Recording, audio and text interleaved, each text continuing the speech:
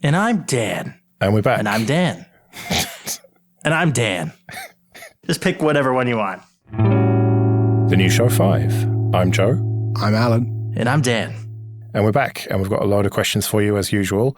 You can submit those questions to us either via email, show@thenew.show, or on Twitter @AskNewShow.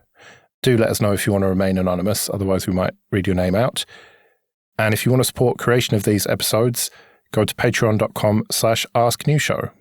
And if you support us for $5 or more on there, you could get an advert-free RSS feed, so check that out. So the first one, how do you exit SSH connections? Exit, log out, just close the terminal, stay logged in forever? And this is from Dennis. I don't know when was the last time I have used SSH. I think I might have SSH'd into something maybe once or twice in my life.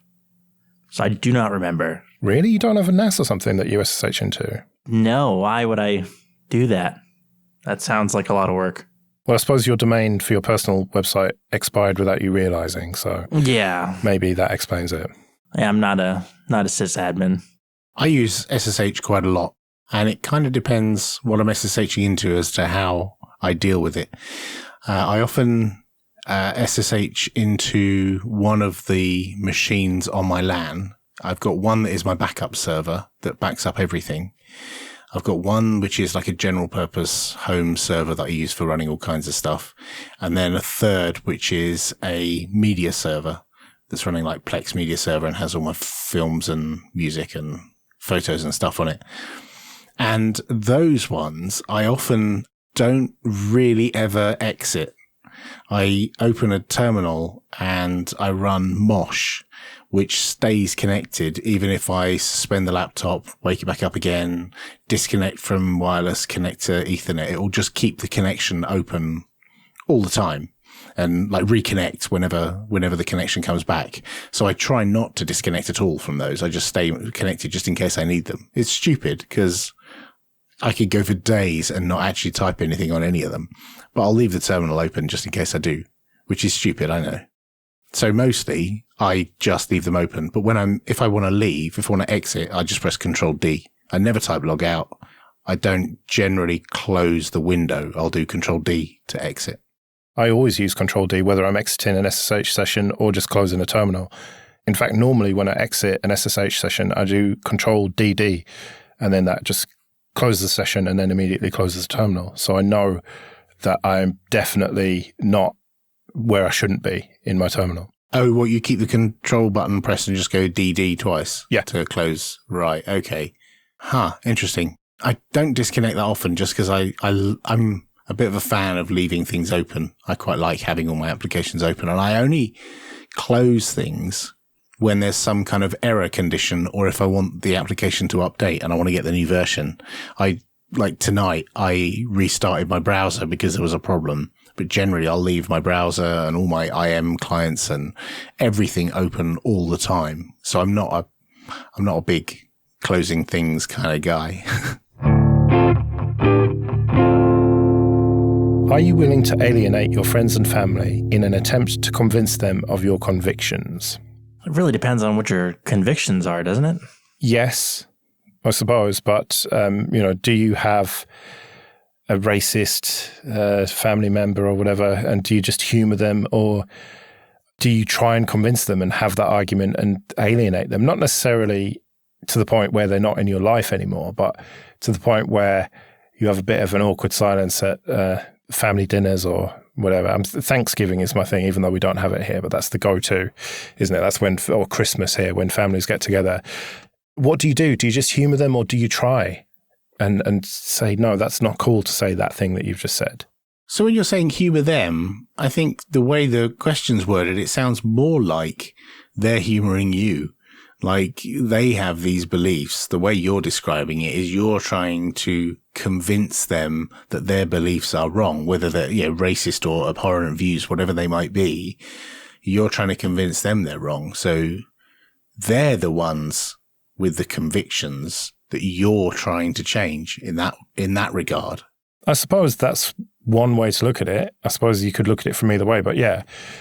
And so what do you do? If you have someone, not necessarily family, but it could be friends who they might say something a bit questionable. Do you challenge them on it, or do you just think, well, I just won't bother. I'll just mentally note that they are one of those people?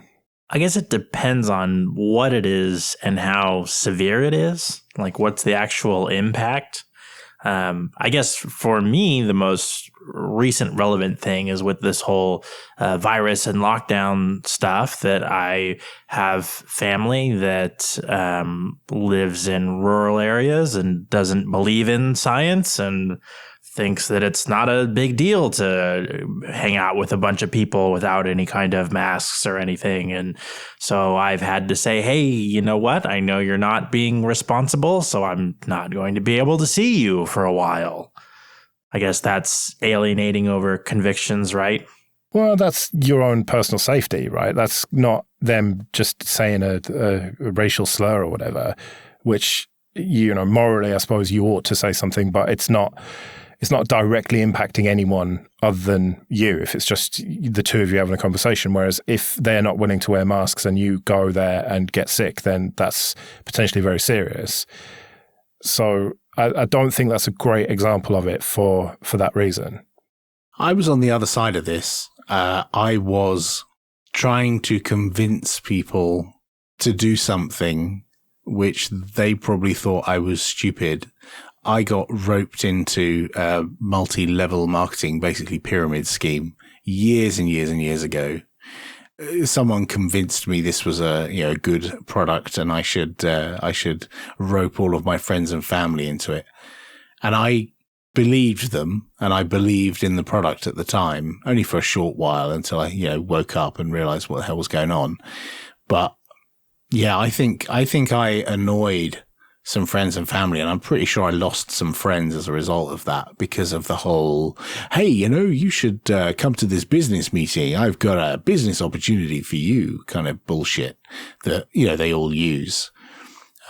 Because at the time, those were my convictions, because that's what I believed, because that's what I was being told when I was going to these meetings and reading these books, and got sucked in by the multi-level marketing bullshit machine. I effectively got sucked into a cult, and it was difficult because people remember that shit. They remember you knocking on their door and saying, hey, would you like to come to a business meeting? They remember that shit. And yeah, they won't go near you after that.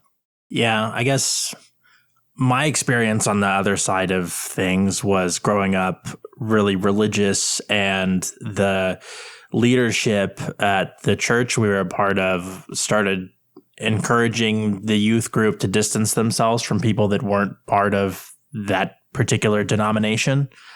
And I decided that wasn't what I wanted to do with my life. That was kind of a big parting with religion experience for me. Was I don't think my convictions here are so strong that I want to remove people from my life that I care about. I can't think of anyone, friends or family, who've been trying to convince me of something, and I've wanted to stay well clear of them as a result. I can't think of any. I would just politely say no, not interested, and move on. But I try not to hang around with people who piss me off. So maybe I just have managed to avoid those people through luck rather than judgment. Is art overpriced? This is an interesting one, because I wonder about like the economics of art, right? Like the function of a lot of art is to be in a gallery, right? And so presumably you're making money off of selling access to that gallery, unless you're like a private collector, right? So it seems like if you're expecting to be able to sell tickets for so many viewings and such, that you would want the price of the art to be pretty high, since you're offsetting the cost of like the expected income you should bring in off of showings, right? Am I crazy here? I don't know you said that the function of art is to be in a gallery. I thought, if you look at it from the artist's point of view, the function is to express themselves and be creative. So taking it right back to the start, the artist was creating whatever art, installation or painting or model or whatever it might be, to express something, maybe a message. Maybe it's a depiction of something and it's their interpretation of that depiction of the thing. I'm not sure it has inherent value other than to the person who created it until they try and sell it. It's only at the point when they try and sell it and someone wants to buy it that the market decides what it's worth, surely. Yeah, I guess that's what I meant in terms of like, if we're thinking in terms of like the price of art, right? Like if the question's about like the price of it, then we have to think about like, well, why, how is it bought and sold and what's the value that people who buy and sell art get from it? But if you look at something like the banana duct tape to the wall thing or whatever, right? Like there's no real material cost there, and maybe it's a statement or maybe it isn't. But for someone who's looking to like purchase an art piece or show an art piece or something, right? Like I guess kind of the point of purchasing an art piece like that is that people want to see this thing that seems to have no real value or statement to it. I don't know if you can say the material cost is low, because the artist who made that thing, nobody else has ever duct tape a banana to a wall. I mean, they might have done, but maybe not in a gallery or whatever the art installation is. It's an expression of the experience of the artist. They've maybe spent a lot of time on their education learning all about art, or maybe they're self-taught, and maybe it's taken years and years and years of them trying to perfect their technique to ultimately come down to, if I duct tape this banana to a wall, it's going to be the best thing I've ever done, my best creation, which is an interesting perspective for them. But I'm not sure I buy the notion that art is overpriced, just because if it was so overpriced, nobody would buy it. And if there are people out there with big enough wallets to buy a 6-inch by 6-inch painting that's got, uses 2 colors and looks very basic and rudimentary, but was painted by someone very much revered in the community or much loved, and some idiot's got enough money to buy it, then that's what it's worth. It's just like my house is worth what the market is prepared to pay for it on that given day. It might be less tomorrow. It might be more the next day, but the inherent worth of the thing is only driven by the market of who's going to buy it. I don't know if I agree that having a high appraisal means that it's not overpriced. Yeah, like the Mona Lisa is not worth what people say it is, the millions and millions of dollars. It's just a picture of some woman. It's tiny. It's only worth that because people have decided it's worth that.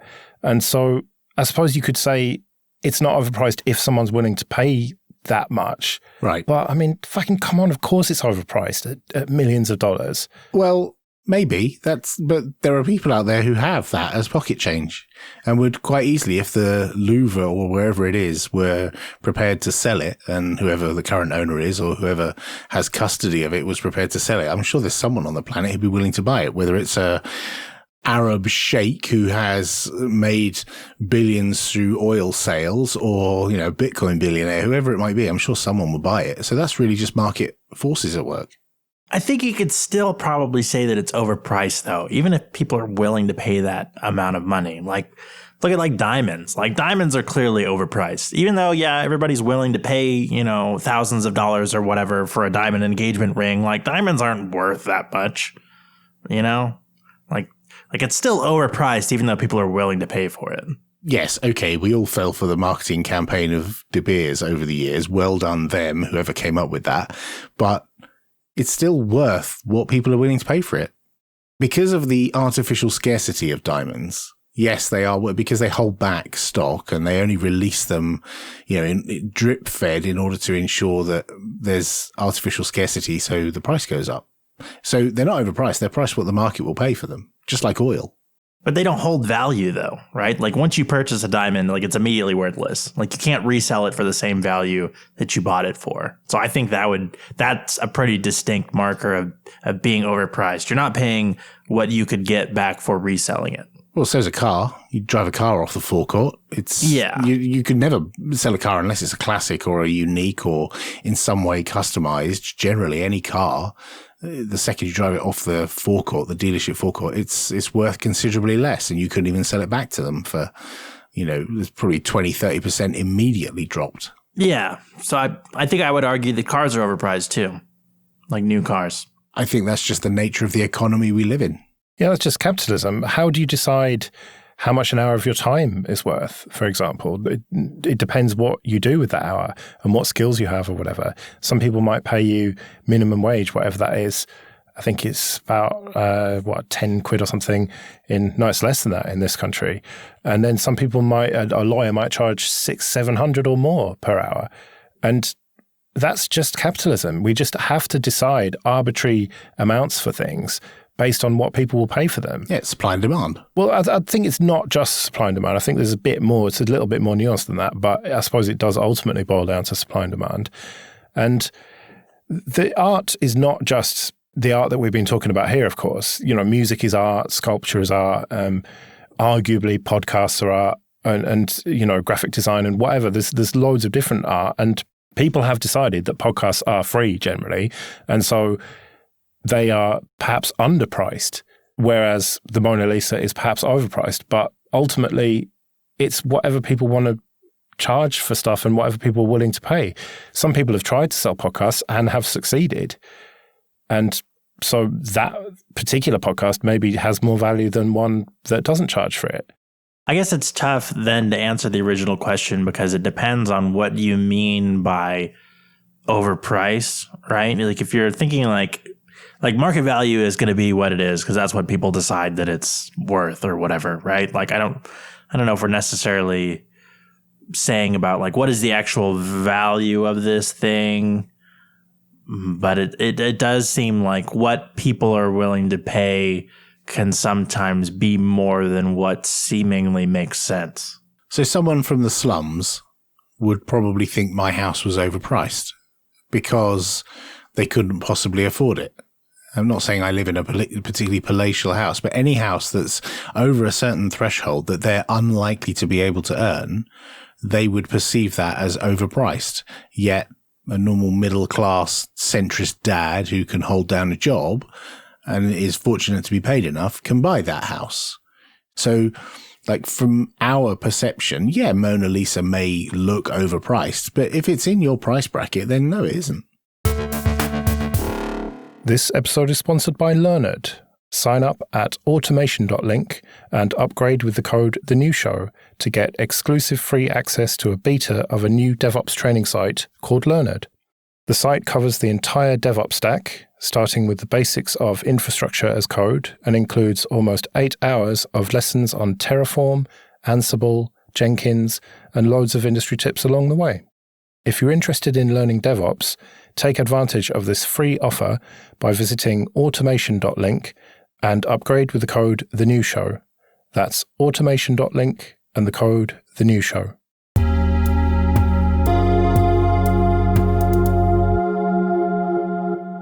What's your longest uptime on a non-server Linux system? And this is from Stephen. I think Alan probably has the longest one, and he probably knows what it is off the top of his head. Yeah, clearly yours is going to be infinity or whatever, whereas mine is maybe a day if I forgot to turn it off, because I always it's in my computer is either on or off. I never use sleep or anything like that. If I need it, it's on, and if I don't, it's off. So, there's a nice little program on Linux called Up Records. And on Ubuntu, the package is called Uptime D, I think. And then you run Up Records and it shows you a table ranking your highest uptimes that you've had on that machine. So it just interrogates the boot logs and tells you what your uptime is. And it tells you, in order, the longest uptime you've ever had at the top of the list. And it tells you what version of the Linux kernel you were running and the date when you had that uptime.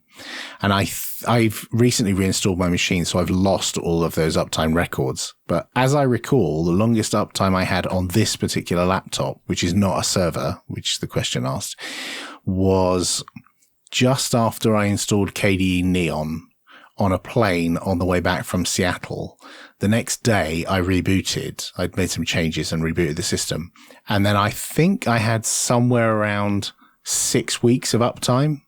where I didn't reboot the system at all. And I only did suspend or left the thing on all the time. And I didn't reboot it at all.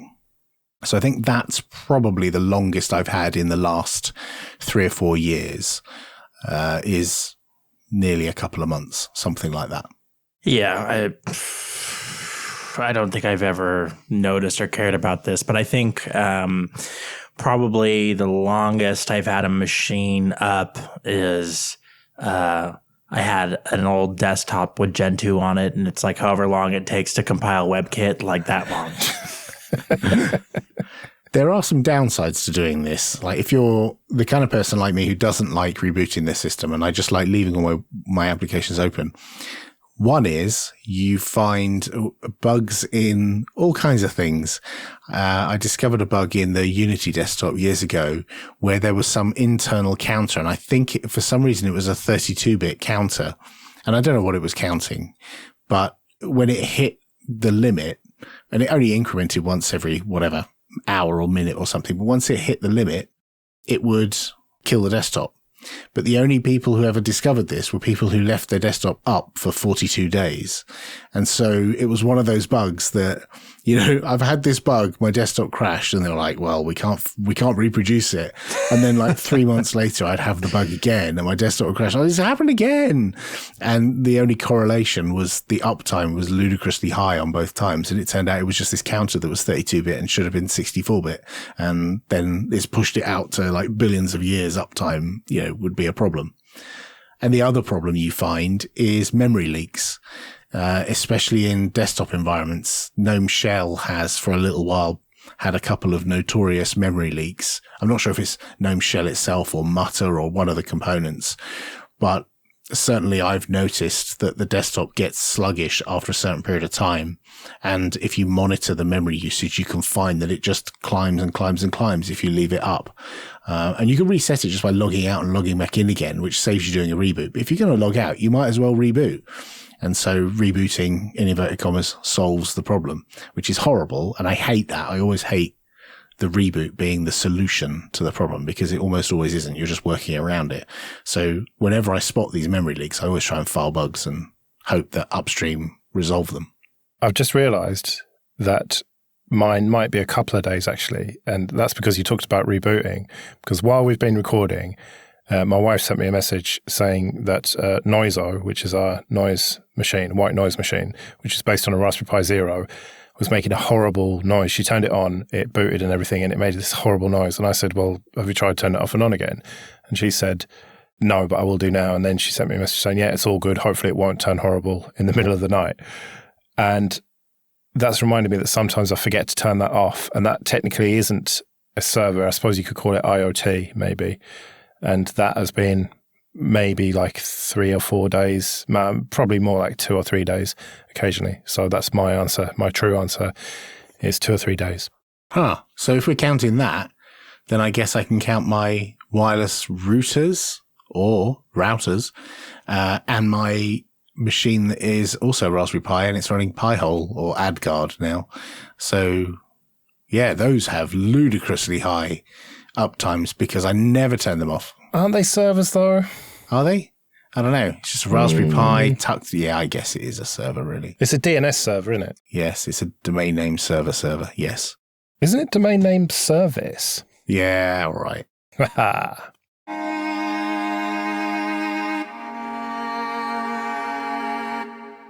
In 20 years' time, with all its tech, will we be happier? If not, what's the point? And this is from Tom. Is the point of tech to make you happy? Is that its purpose? Is that its intended purpose? Or is the point of tech to get a specific job done or to achieve a goal? I don't feel like tech is inherently made to make you happy. There might be a byproduct of some of them that elicit happy thoughts in using it or handling it. I know I've mentioned before about certain models of iPhone and certain models of OnePlus phones that when I hold them, they're nice to the touch and I feel good holding them. But my personal happiness isn't derived from the feel of that device. I think it's a bit of a bit of an odd question, because I don't think my personal happiness is derived from the tech, despite the amount of tech that I own. I don't think my personal happiness comes from that. Surely technology, tools, essentially, are there as labor-saving devices. And if you have to do less work, you are therefore happier, are you not? Because you have more time to sit around making podcasts or thinking about the universe. I don't think all tech is labor-saving devices. My Bluetooth speaker isn't a labor-saving device. It improves the audio that comes from the device it's connected to, but it's not a labor-saving device. And my mechanical keyboard isn't a labor-saving device. It's a different input device for the computer it's attached to. But it doesn't, and it does elicit happiness when I'm typing on it. I'm not going to do it now because obviously it will be noisy. But it elicits happiness when I look at it and feel it. But that's partly nostalgia and partly that I enjoy using it. But that's not its intended purpose. It's not intended to make me happy. It's intended to take key presses and turn them into codes that go into my text editor. Right, but you could have a shitty wireless Logitech media one like I have, because my desk is so tiny that I need something small. And you would be less happy using that because it's a less nice experience to use it. And therefore, your mechanical keyboard does make you happier because it's you have a good time using it. Well, yeah, I think as a byproduct, sure. But the question was, if it doesn't, what's the point? My argument is it's more than just making me happy. It's a quality product that stops my desk floating away because it's super heavy, but it's got a primary purpose. And I think making me happy is not even secondary or tertiary. It's further down the list. It's got way more about it than making me happy. I think like a fundamental problem that we have as humans is that we have evolved to be highly adaptable, and that works for and against us. I think that we'll never be any more or less happy depending on how much technology we have available, because we'll just get used to how things are. And you can think temporarily like, oh, if I get this thing, then I'll be happier. For how long? Until you get used to it, you know? And then I don't think it really has much of an effect on your happiness. I think that's why like people who have absolutely everything can still be deeply unhappy, because you just get used to how those things are. And that's not like, happiness doesn't come from things you own or things that are outside of you. I think happiness comes from like your willingness to accept the world you live in. Yeah, I agree with you in that if I buy a laptop and it's a new one and it's a fast one, then yeah, I might get a productivity bump or usability bump, or it might be a smoother experience, or the battery might last longer. All things that in the short term will make me happy for a short while. But after a while, the battery degrades and software gets bigger and fatter and more bloaty, and it doesn't have enough memory, and the connection speed to the internet isn't fast enough. And so there's a drop off. There's like a peak when you first get it, maybe a little bit of buyer's remorse dip when you realize how much it costs. There may be another peak when you realize all the additional functions this thing has. And then it's just downhill from there, because I don't think the device that you bought can keep you happy beyond the initial purchase and maybe a short curve after that. Once it becomes mainstream and no longer bleeding edge, it's no longer going to keep you happy. And so there's this constant strive to the next generation of device, which is faster, longer battery life, more ergonomic, lighter weight, more connectivity, better connectivity. And then you just get the next peak. You get the next endorphin rush when you get that new device, and then that drops off again. And it's just a constant cycle. I don't think we should be striving for gaining that endorphin rush with each device we buy. It should be purchased for its technical merit, function, form, but it shouldn't be there to make you happy. I guess that's the problem with like these chemicals that kind of control our feelings, right? Is that even if you could just directly inject dopamine all day long, like the only thing you'd end up with is an addiction. Like you wouldn't be more happy. Yeah, you'd just be desperately unhappy without the injections and just normal with them. Yeah, exactly. And the weird thing about buying stuff is that I've found now things are taking a little bit longer to arrive, that it's almost like that dopamine rush has gone by the time the thing even arrives. It was the actual buying of it online. And then it's going to take a week to arrive. And then by the time it arrives, it's like, well, it is still fun to have the new thing, whatever it is. But it's almost like the thrill of the chase and the buying of it is the high point of it, which is a good argument for what you were talking about, Dan, which you were essentially talking about Buddhism, where it's like the desire for things ultimately causes unhappiness because you desire the thing, you get the thing, and then you want more of the thing or another thing or whatever. You're never happy. And so that's why the ultimate thing of Buddhism is to get rid of like all your possessions and then just be happy with just existing. Yeah, I don't think you necessarily have to like get rid of all your things to be happy, but there's definitely a path to happiness that involves being content with the way your life is and accepting the way your life is. And I don't think that means like never striving for more, but just enjoying what you have and noticing like, oh, it's really nice that I have hot running water, or just like things that you take for granted, noticing them again. I think that's where happiness comes from more. Yeah, I spent a little while recently off work and I've been valuing standing in the garden, watering flowers, thinking, and I'm finding myself valuing things like that, valuing the time that I have to think more than the things that I have around me. And it's been quite a challenge because I typically was very happy with things, and having had some life changes, I now find myself less impressed by things and more impressed by time to think and being outside. So yeah, this is my last episode of the new show. I'm kidding.